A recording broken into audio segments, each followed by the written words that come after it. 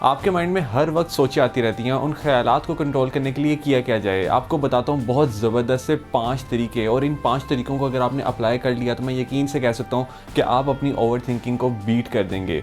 Number 1 तो ये कि आप 24 आवर्स में अपने दिन के कोई एक हाफ एन आवर ढूंढ लीजिए, उसको आप डेडिकेट कर दीजिए ओवर थिंकिंग के लिए। ये बड़ी अजीब सी बात है मगर ये चीज़ काम करती है।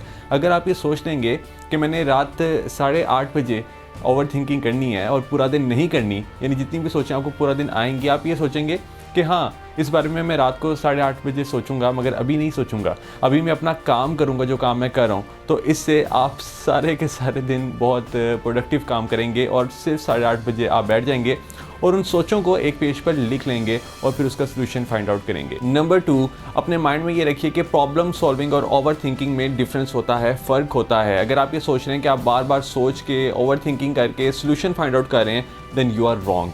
दरअसल प्रॉब्लम सॉल्विंग ये होती है कि जिसमें आप ज़्यादा टाइम वेस्ट नहीं करते, आप बार बार सोचते नहीं हैं, आप नतीजे तक पहुंच जाते हैं, आप सोल्यूशन तक पहुंच जाते हैं और आप फिर एग्जीक्यूट करते हैं। दरअसल ओवर थिंकिंग में क्या हो रहा होता है कि हम नतीजे तक नहीं पहुंचते, हम सिर्फ सोच रहे होते हैं, अपने ख्यालात में इन्वॉल्व हो रहे होते हैं और वर्स्ट केस सिनेरियोस के बारे में ही सोचते रहते हैं जिसका कोई नतीजा नहीं निकलता। जब भी आपको आपके पास्ट की कोई चीज़ डिस्टर्ब कर रही हो कि काश मैंने उस मोमेंट में ये कर लिया होता, मेरे माइंड में तब ये बात क्यों नहीं आई, काश मैंने वो स्टेप ले लिया होता, काश मैंने ये कह दिया होता, तो अब उसका कुछ हो नहीं सकता।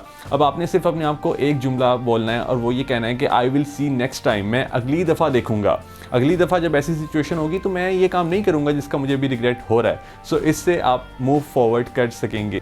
नंबर 4, अगर आपको फ्यूचर के हवाले से कोई चीज़ डिस्टर्ब कर रही है तो अपने माइंड में ये रखिए कि I can exit any time. अगर आपके माइंड में ये सोच आ रही है कि मैं अगर इस इवेंट पे जाऊंगा तो ये हो जाएगा, वैसा हो जाएगा, ऐसा हो जाएगा, मुझे इस इवेंट में जाना चाहिए या नहीं जाना चाहिए, तो अपने माइंड में ये रखिए कि I can exit any time, यानी कंट्रोल आपके अपने हाथ में होता है, हमने स्ट्रेसेस को चूज़ किया होता है।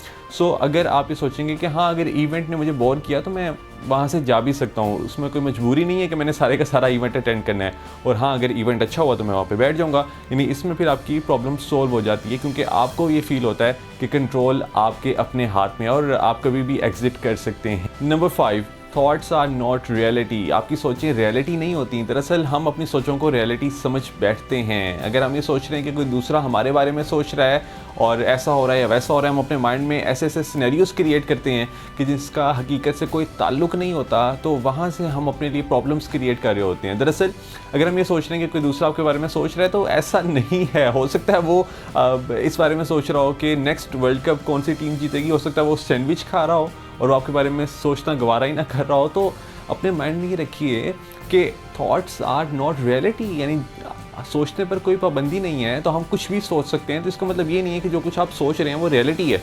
सो इन तमाम टिप्स के ऊपर अगर आप अमल करेंगे, इन तमाम टिप्स को अगर आप याद रखेंगे, देन ये चीज़ें आपके बहुत काम आने वाली हैं और आप ओवर थिंकिंग को बीट कर सकेंगे इंशाल्लाह। All the best.